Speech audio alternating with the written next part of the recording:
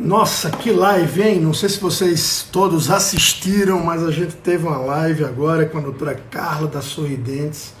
Uma live absolutamente fantástica, fantástica, fantástica.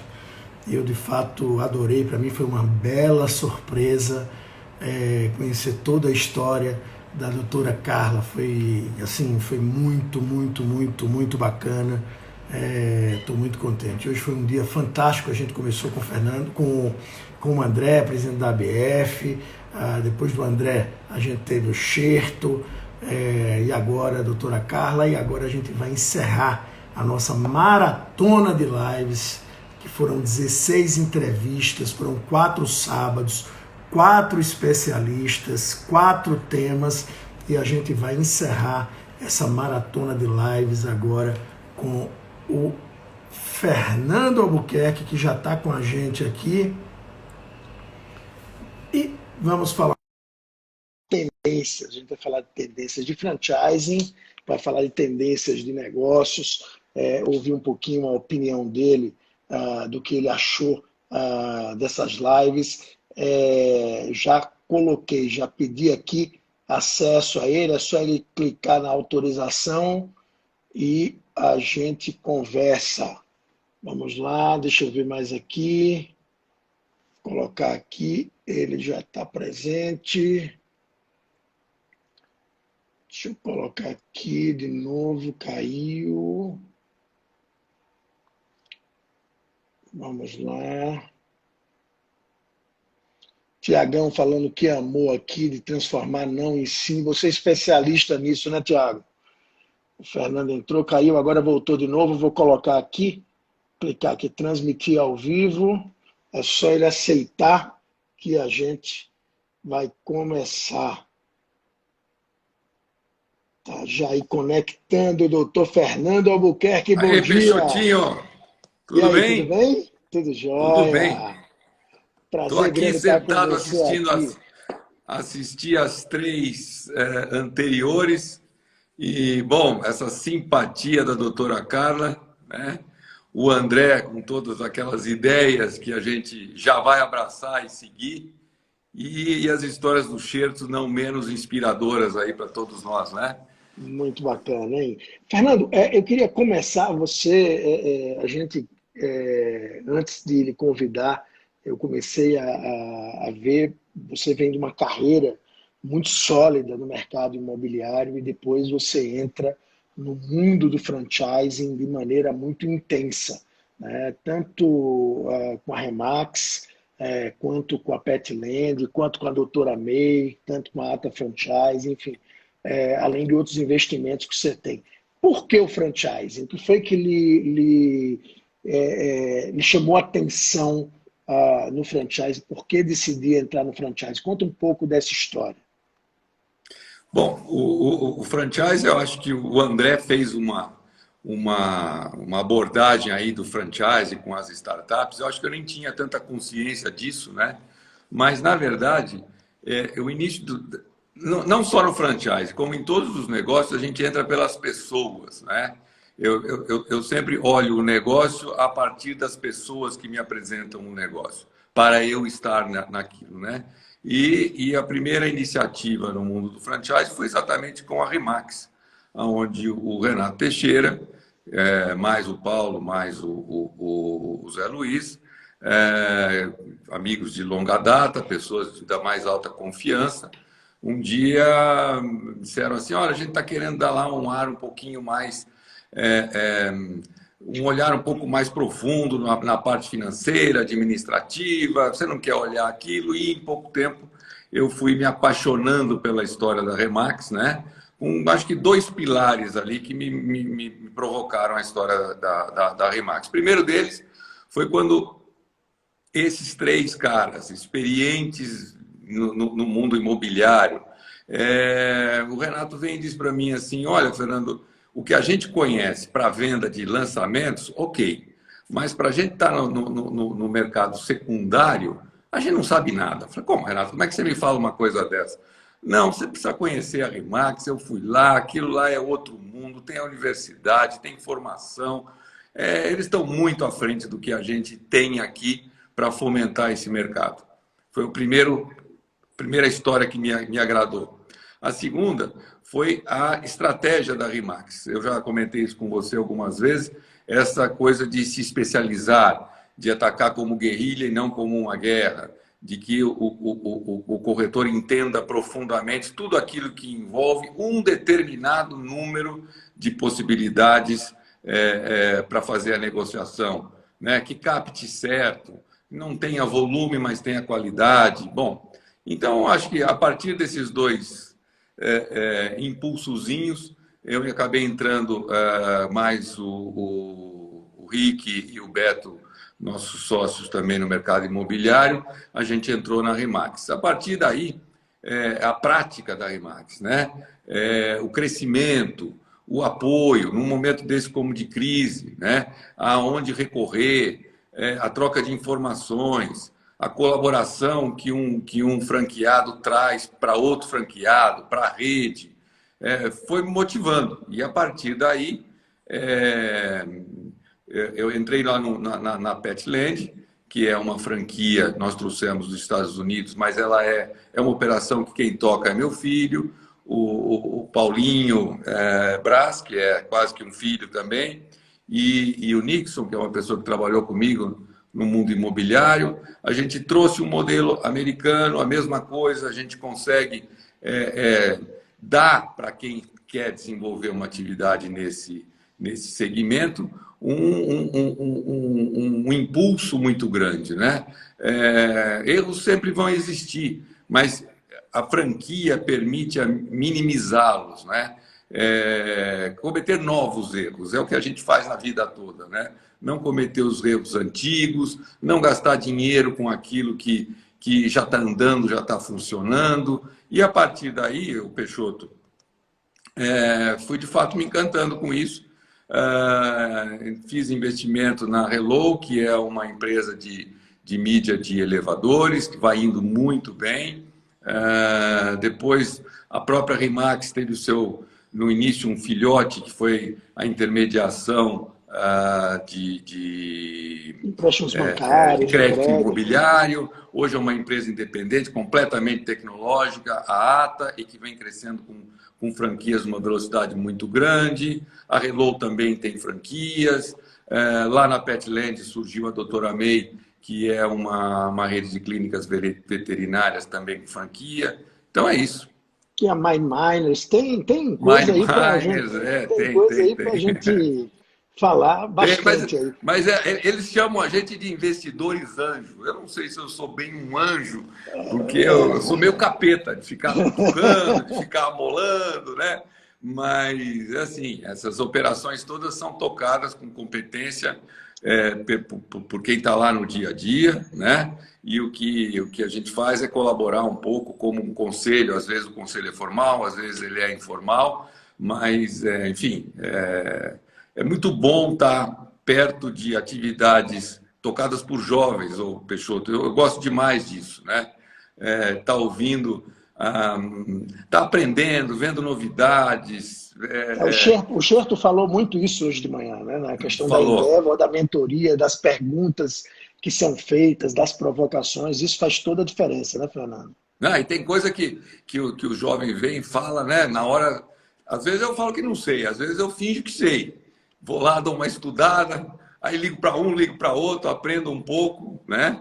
E a gente vai adaptando também a nossa maneira de tocar a empresa, né? Mesmo a nossa empresa urbanizadora, né? A gente traz muitas ideias dessa vivência empresarial, dessas novidades. Então, é bacana essa diversidade de informação que acaba permitindo a gente um crescimento contínuo aí, né?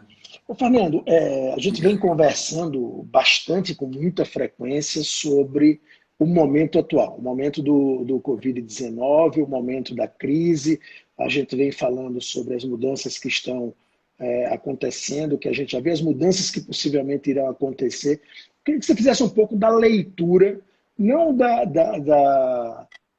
enfim, a gente não tem nenhuma bola de cristal de quando vai acabar a pandemia, etc. A gente não consegue prever isso, mas com toda a experiência que você tem, com todas as crises que você já passou, na sua visão, o que é que muda na regra do jogo a partir do Covid-19? Ô, Peixoto, então, olha, uma vez uma pessoa com quem eu estava montando uma operação imobiliária, ele chegou para mim e disse assim, olha, vou fazer negócio com você por causa das suas cicatrizes. Eu falei, como é que é? A cicatriz é aquele machucado meio profundo, né? Que quando sara deixa marcas, né?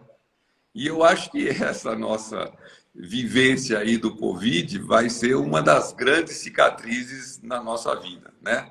Mas vai cicatrizar. Talvez fique um curativo meio feio, mas vai cicatrizar, né? Então, o que a gente faz? Primeiro que eu sou um otimista, estou ligado a todo mundo que eu me aproximo também é otimista, e eu acho que isso é fundamental, né? Outro dia você mesmo me perguntou, não sei o que era a conversa, e eu falei assim, olha, se eu fosse um bicho, eu queria ser uma girafa, né? Pés Isso na virou, terra isso e cabeça nas virou. nuvens, né?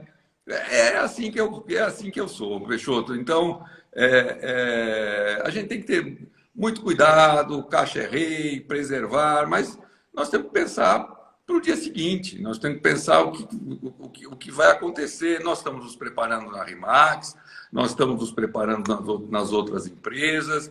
Então, vai mudar, né? Eu acho que, em relação ao mundo imobiliário, eu talvez seja um pouco repetitivo, mas assim, os espaços comerciais vão ser repensados, não só na atividade de varejo, como na atividade de escritórios. Eu acho que assim, está todo mundo se convencendo de que isso vai acontecer. E quando a corrente segue para num determinado sentido, acaba acontecendo. Não acho também que as coisas vão acontecer assim, numa virada da noite para o dia, né? Mas vão acontecer. A gente está. Mas a forma de trabalhar, né? Você, por exemplo, está na Vai fazenda agora. mudar, Peixoto. Né? Eu Você estou está na aqui, eu estou fazenda. Qual longe é de a sua São visão? Paulo. Você está trabalhando Então, pra eu estou longe de São caramba. Paulo, estou trabalhando como nunca. Todos nós estamos trabalhando como nunca. Eu sento aqui na frente desses meios de comunicação às 8h30 da manhã e nunca largo antes das 7h30, 8 horas. A pontualidade, o Xerto falou, tem gente que a gente não conhecia com profundidade, agora a gente está conhecendo, é verdade. Então, assim, eu acho que há um distanciamento físico que não pode perdurar, porque senão a gente perde a essência humana, não é? Mas a gente vai sim ser mais produtivo, vai ser mais. Vai trabalhar, de alguma forma, na hora que tudo isso passar, eu acho que a gente vai poder trabalhar com mais assertividade, com menos quantidade. Acho que esse é um objetivo desse processo todo. Tem que ser, né? Se a gente for para um home office em que a gente trabalha mais, a coisa não faz muito sentido. Nós temos que tirar proveito daquela hora do trânsito, nós temos que tirar proveito do atraso do outro que não chegou na reunião, da ineficiência que a gente tinha de comunicação. Acho que tudo isso tem que sobrar como qualidade de vida para o ser humano, né? Eu acho que é isso que vai acontecer. Sabe que o Castione está falando aqui, que o Brian Buffini fez uma analogia com a NASCAR. Na verdade, nós estamos num momento onde entrou um safety car na pista e que a gente não pode parar, né? Então a gente está aprendendo. É boa analogia. É bem isso, né, Fernando? E assim, né? Somos todos uns heróis, né? Porque eu não entendia nada dessas lives, dessa videocomunicação, era um mero usuário de vez em quando, e hoje estamos aqui ainda, apoiado em livro e tal. Daqui a pouco a gente vai se equipar para isso funcionar, as crianças vão voltar para ir para a escola, a esposa ou o marido vão estar com as suas atividades. Hoje está todo mundo dentro do mesmo espaço e é natural que a gente esteja aí com algumas dificuldades e que vão ser ajustadas, né? Em relação a esse home office que eu acabei de citar, eu já mudei um pouco essa nomenclatura na minha cabeça. Eu acho que a gente vai ter um out of office, né? nós não precisamos estar necessariamente em casa. Nós precisamos estar conectados, seja onde for, né? Seguindo com a nossa rotina. Acho que a gente vai transferir mais responsabilidade para os colaboradores, no sentido de dar a eles maior confiança, maior espaço, que quando você está num escritório, quer queira ou não, tem sempre um ar de controle, de apoio, né? A interação é maior, e eu acho que quando isso acontece, o desenvolvimento das pessoas tende a ser um pouco mais lento. Talvez até em algumas pessoas não consiga desabrochar, né? E se você está em casa sozinho, ou está usando essas ferramentas que a gente tá usando aqui, naturalmente vai ter que haver uma independência, uma atitude mais, uma iniciativa maior de cada um dos colaboradores de todas as equipes, né? A gente tinha há uns 15 dias, 10 dias, a gente fez um evento digital fechado, foi a Conexão Remax, onde você participou, e aqui a gente tem pessoas ligadas a várias outras áreas, vários outros segmentos, tem gente da Remax, tem gente fora da Remax, é uma live, enfim, mais aberta. Então eu queria dar a oportunidade para quem quiser fazer pergunta também para o Fernando, fique à vontade em perguntar, que na medida do possível eu vou estar respondendo. E aí o Beto está falando uma coisa aqui muito bacana, que é a questão da disciplina, né? Que o home office requer disciplina. Você é um cara que tem uma disciplina muito forte, independente de home office, independente do momento que a gente está vivendo. Fala um pouco dessa disciplina, fala um pouco do seu dia a dia para ter conseguido fazer. Você já abriu capital de empresa, como eu falei, você tem uma trajetória brilhante na área empresarial, certamente passou por muitos perrengues, que talvez a gente fale também sobre isso se der tempo, mas uma coisa é certa. Como diz meu tio, né? Eles veem as pingas que a gente toma, não vê os tombos que a gente leva, né? Mas exatamente, é bem isso daí. É uma montanha russa, né, Peixoto? Exato. Mas fala um pouco da importância dessa disciplina para a sua carreira, para chegar onde você chegou. Peixoto, a disciplina, a rotina é fundamental, né? Aqui agora a gente está no home office. Se a gente não criar uma rotina, a gente vai cair naquilo de eu posso fazer daqui a pouco, eu posso fazer outra hora. E aí, cara, a tal história de quem tudo pode corre o risco de nada poder, né? Então, o que eu faço, eu procuro seguir a rotina que eu tinha, o horário de exercício, o meu horário dedicado ao trabalho, criei alguns espaços onde eu também faço algumas atividades aí que eu gosto, de pintura e tal, mas a leitura, o horário do almoço, o horário de jantar, né? Então, claro que não precisa ter esse rigor, claro que a gente está em família, e não é a minha rotina que tem que se impor à família, mas a gente vai se ajustando e assim, acabamos todos nós aqui cumprindo um certo roteirinho, né? Para a gente poder produzir. E assim foi a vida inteira, né, Peixoto? Hoje, participar de atividades empresariais diferentes exige mais ainda, porque senão como que a gente concilia, né? Não dá para participar do conselho de uma empresa sem entendê-la, sem trocar, sem se aprofundar nas suas atividades, sem conhecer o que se produz, né? Não é só sentado numa reunião de conselho. Cada vez que posso, eu estou presente, tentando entender o que é aquela atividade fisicamente, conhecer uma unidade Remax, conhecer uma loja Petland, participar da convenção lá fora, tudo isso vai criando um preenchimento de agenda que quando a gente olha, fala, nossa, não sobrou tempo para nada. Sobra tempo para tudo, né? Sempre, Sobra, né? assim, né? Acabei de marcar um happy hour aí com os amigos hoje para 6h30. Pronto, já bloqueei o horário das 6h30. Já vou tomar o meu Gin copinho tonic. junto com eles. Ontem nós fizemos um lá Ontem não, hoje é sábado, né? Ontem nós fizemos o nosso na Lote 5. É muito gostoso, todos os colaboradores entraram em Zoom e a gente dá risada. Fizemos lá uma montagem com uma música bem bacana. Então, é isso. Indo. Faz Fernando, agendinha. Você até me mandou um roteiro. Você é é o mais disciplinado que existe. Me mandou o como é que chama aquilo? Calendly. Calendly. Calendly. Estou lá estudando o Calendly. Aquilo lá piorou, porque antes a rotina era no mínimo de meia hora. Lá já dá para fazer de 15 em 15. 15 em Não é isso? 15, né? Já vira um Então, inferno. Eu tenho uma pergunta aqui, que é o modelo de vendas de lançamentos com grandes investimentos físicos. Vai continuar? E aí eu queria ouvir um pouco mais, não vai então, continuar. ampliar. O Não que vai mudou no continuar. mercado imobiliário na sua visão? Não é que o que mudou, o que vai mudar, né? O que está mudando.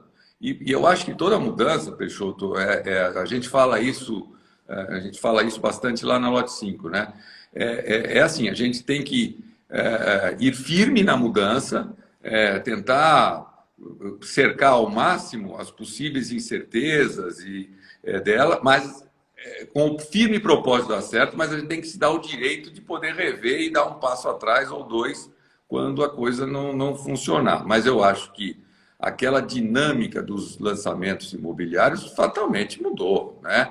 Ontem o Paulinho Toledo fez um lançamento, ele estava em Alphaville, São Paulo, coordenando um meeting de corretores em João Pessoa, na Paraíba, né? Ainda tem muito a aperfeiçoar, mas, enfim, já começou a acontecer. Nós, na Lote 5, temos 5 lançamentos para esse ano, já estamos repensando que a convenção aconteça de forma assim, né, virtual.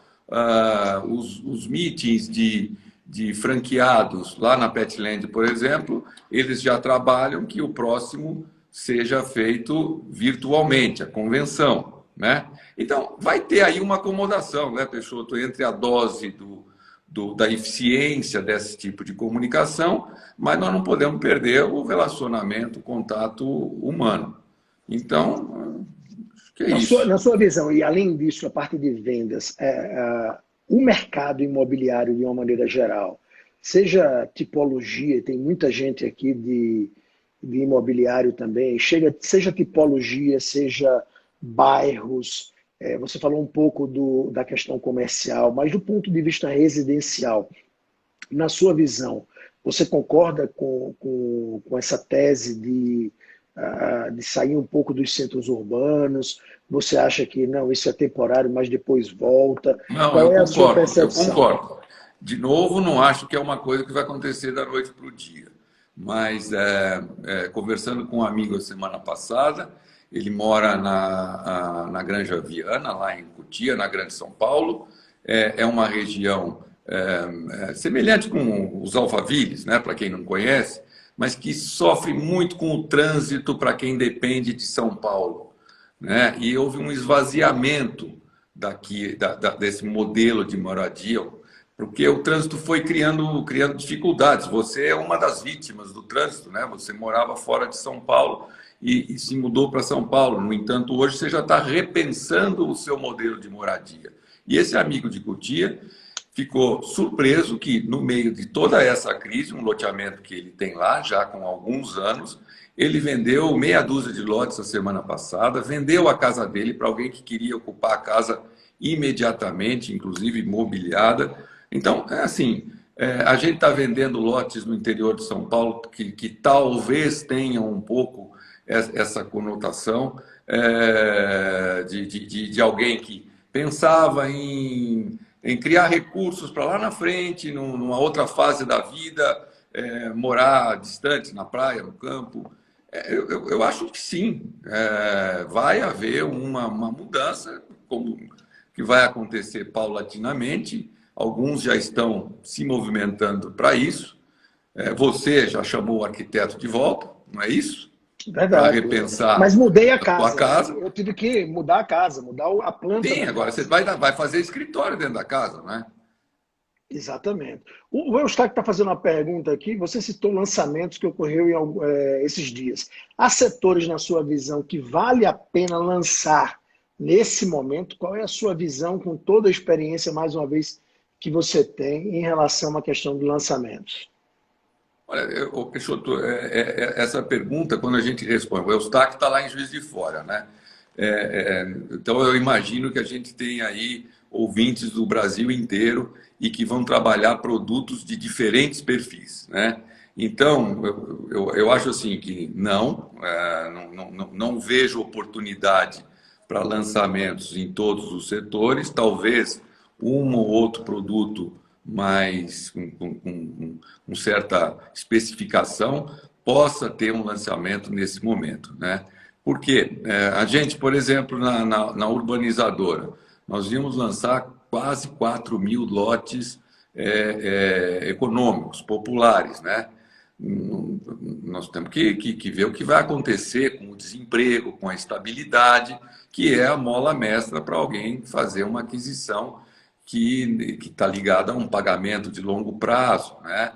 E, assim, eu acho que, a princípio, não vejo como fazer um lançamento antes da gente entender o que vai acontecer no pós-confinamento, né? As consequências disso, mas nós continuamos trabalhando no mesmo ritmo como se fôssemos fazer os lançamentos. As aprovações, as iniciativas, o preparo do produto, do marketing, nós continuamos no mesmo ritmo. Do mesmo jeito, né? Eu queria agora sair um pouco do mercado imobiliário, até porque tem gente, como eu falei, que não tem nada a ver com o mercado imobiliário, e um pouco da sua trajetória de vida, que passou por incorporadoras, hoje investe em várias empresas, enfim. E aí indo um pouco do modelo de gestão. A gente tem muita moda, a gente tem muito modismo nos modelos de gestão, mas no final das contas, quando a gente espreme, tem muitas coisas que são básicas e que a gente aplica ao longo da vida. Eu queria que você falasse um pouco como executivo, como gestor, como empresário, coisas que na sua visão são relevantes do ponto de vista de gestão para o sucesso de uma empresa. Eu gostaria muito que você dividisse essa experiência com a gente. Pô, Peixoto, começa pela equipe que se forma, né? A gente sempre procura trazer pessoas que sirvam para a função, que estejam adequadas àquela responsabilidade. Eu não gosto muito da palavra função, eu gosto mais da palavra responsabilidade que vão desenvolver, né? A tão falada meritocracia é um pilar que nos sustenta, né? Vai além da nomenclatura, a gente procura praticar isso com constância. O espírito de servir, que é aquele... você tem que ajudar o seu colaborador, você tem que dar a eles as condições para que ele se desenvolva em todos os aspectos, né? Confiar na responsabilidade que ele está desenvolvendo. Peixoto, assim, eu não sou eu acho que eu não tenho um discurso para falar disso. Sou mais da prática, né? É essencial um ambiente tranquilo, um ambiente bem humorado, um ambiente bem montado. Não tem uma receita. O seu foco em números é muito forte também, né? Tem muitos empresários aqui nos assistindo e o que eu percebo às vezes é que alguns empresários eles focam no todo na empresa, na motivação, na gestão de pessoas e esquece da gestão financeira. E eu vejo que você é muito atento essa questão Assim, eu não Você sinto não isso, porque é fala, tão talvez, básico, porque é tão Então, Peixoto. mas é um É, básico que não é usado. é tão básico, cara. É a única coisa. Todo mundo fala isso, né? É a única coisa que a gente controla são os custos, né? Então, se não me engano, foi o Xerto quem comentou um pouco mais cedo, né? Ah, nós vamos aprender a ser mais eficientes, vamos economizar R$ 200, ou foi o André quem falou. Sim, a gente tem que ficar atrás dos R$ 200. Todas as providências que a gente puder tomar para ser eficiente e econômico é a base de tudo, né, Peixoto? Então, o controle dos números é fundamental, não tem. Isso não tem, tá todo mundo aqui falando da pressão do Fernando, ó. Todo mundo aqui. E o Rodrigo vai logo assim, fala da gestão de caixa, Fernando.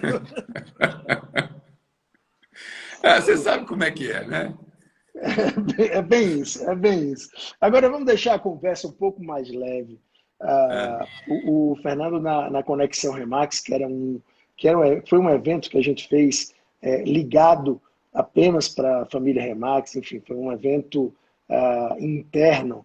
O Fernando indicou um filme que eu adorei o filme, que é a obra-prima, e depois fui na Netflix e comecei a pegar títulos semelhantes de filme e assistir filmes bárbaros. Você é um cara que gosta, pelo visto, bastante de cinema, né?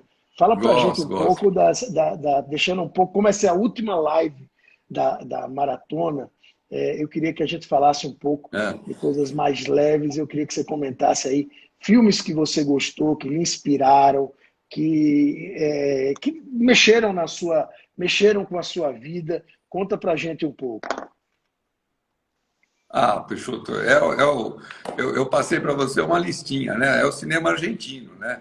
O cinema argentino eu acho divertidíssimo, porque ele trata primeiro que é latino, né? É o nosso jeito, o nosso jeito de toque, do amor, da desgraça, da paixão, do exagero, da malandragem, da falta da grana. Então, em geral, o cinema argentino me encanta muito, né? E o que eu citei naquela ocasião foi a minha obra-prima, né? Que é Que bárbaro. é um filme também de várias surpresas, né? Porque você acha que está indo por um caminho e tem uma reviravolta, você acha que o cara é bonzinho e ele é malandro e assim vai. Mas no fim é tudo gente boa, né? No final é isso, né? Porque é a essência do ser humano, né? Então, em termos de cinema é isso, mas eu gosto em geral, né? A Carla citou há pouco esse Cela 7, é um excelente filme, o ator faz o papel de uma pessoa com uma dificuldade mental, mas é muito emocionante, porque são os filmes que tratam desse lado humano, né? dessa essência. Eu gosto de filme que vai na simplicidade do ser humano, Peixoto. Está aqui a Odisseia dos Tolos, que o Castione está indicando, que é muito. Eu não assisti ainda. E o Totti falou de um filme muito bom, que para mim, eu sempre cito, quando me falam filme da minha vida, eu não sei porquê, mas eu sempre falo de Sociedade dos Poetas Mortos. E Sim, sim, sim. que é um livro que eu gosto bastante. Fala um pouco dos livros, Fernando, que você tem lido e os livros que marcaram a sua vida. Peixoto, a gente nas outras lives aí foi citado aí um pouco a coisa do especialista, né? Então vem a provocação lá da gente vir a ter mais especialistas atuando nas franquias do que generalistas.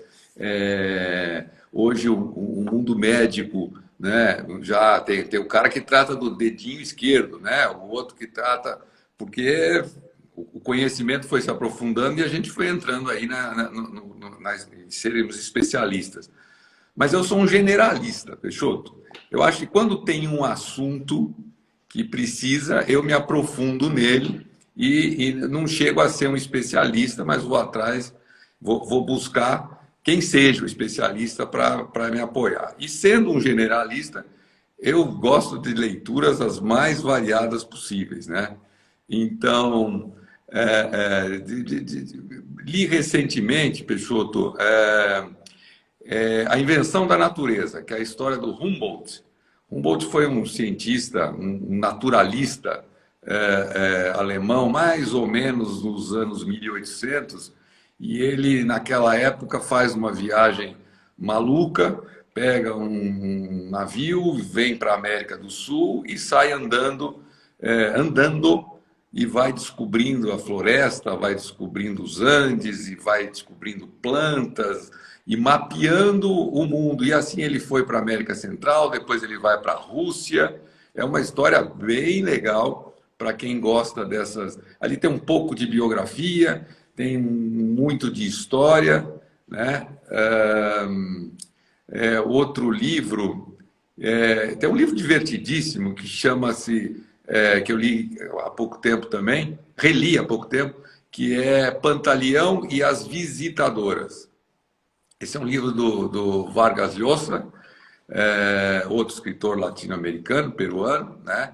E que é divertido. O Pantaleão é um soldado do exército peruano que fica na selva e ele começa a montar um time de prostitutas para entreter a tropa. E aquilo vai virando uma confusão, né? E tem um quê de verdade na história, né?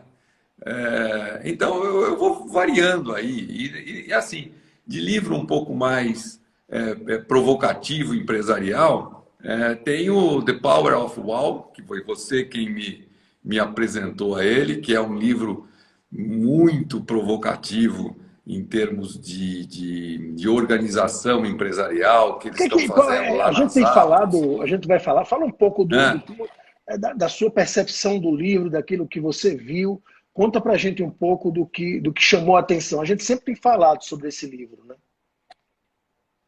Peixoto, ali, né, é um ambiente em que hoje a empresa é controlada pela Amazon, né?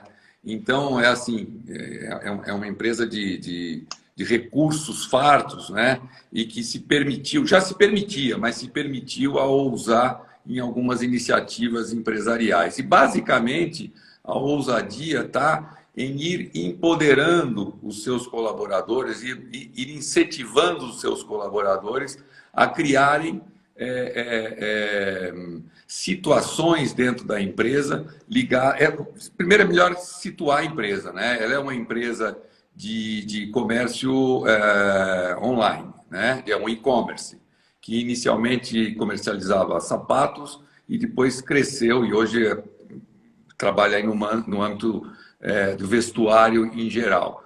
Mas aí eles vão incentivando os colaboradores a trazerem ideias e se relacionarem com seus consumidores. E a partir desse relacionamento com os consumidores, permitem que se façam, inclusive, investimentos com uma senhora que tinha um parente doente, criam lá uma situação de captação de recursos e aquilo viraliza nas redes sociais e, a partir daquilo, a aprovação da companhia, a adesão à companhia cresce, incentiva lá um outro a criar murais de grafite, aquilo acaba virando uma empresa de comunicação dentro da empresa, e isso acaba fazendo com que os colaboradores sintam-se empresários, sintam-se motivados porque encontram outros valores nas suas ambições dentro da empresa. E aí tem lá uma relação com as cidades, né? Porque eles permitem, inclusive, que vão criando núcleos dentro da empresa e esses núcleos eles vão se servindo um do outro com um orçamento organizado para que cada um deles possa sobreviver, não é? E aí há uma comparação muito interessante que é com as cidades, né? As cidades são organismos vivos, onde a concorrência, onde existem regras, existe a lei, existem regras, mas uma loja pode ser aberta em frente à outra e competirem, e ambas sobreviverem, e ambas buscarem o seu público. E por aí vai. É uma leitura que vale a pena, mexe bastante com a cabeça e é bacana. Tem um outro livro que eu li lá na convenção da ABF, um livro gostoso, fácil, quase simples, mas mexeu comigo, que é o Não Você Já Tem, do Poit. Ele distribuiu esse livro lá na convenção e eu, uma tarde, escapei e li o livro assim rapidinho. É muito, muito motivador o livro, bem bacana. Muito bom, muito bom. Bem, turma, vamos agora finalizar o quadro. Sabe que aqui, ó, tem gente falando, Fernando sempre foi muito organizado e metódico. No nosso grupo, ele era o cara da estratégia. Tínhamos um belo time no MAC. Quem é esse aí? É o Luiz Augusto Leite. Ah, esse é o Azeitona, meu amigão. Muito bom, muito bom. Bem, turma, vamos acabar esses 4 sábados. Foram 4 sábados bastante intensos, das 10 horas da manhã até por volta das 2 da tarde, todos os sábados. Mas, de fato, eu não entrei num sábado e saí da mesma forma. Eu sempre, nesses 4 sábados, eu sempre aprendi muito com pessoas muito bacanas. Eu só convidei pessoas que eu tinha, de fato, uma verdadeira admiração e que, de fato, eu gostaria de aprender com essas pessoas. Eu até outro dia estava falando que o meu objetivo com as lives, Fernando, era conversar com essas pessoas sobre determinados temas e, ao invés de eu conversar com elas, apenas eu e a pessoa fazendo um FaceTime, ou um WhatsApp ou um telefonema, eu decidi partilhar isso com outras pessoas e, graças a Deus, foi muito bacana. Então, queria agradecer a você, agradecer a todas as pessoas que nos assistiram ao longo desses 4 sábados e vamos pensar aí o que a gente vai fazer depois, porque não para por aqui. Fernando, obrigado e você com a palavra. Peixoto, você fez uma pergunta para a Carla, que você perguntou a ela quem te inspira, né? E ela citou vários nomes lá, e eu fiquei pensando, pô, as pessoas, se o Peixoto, né?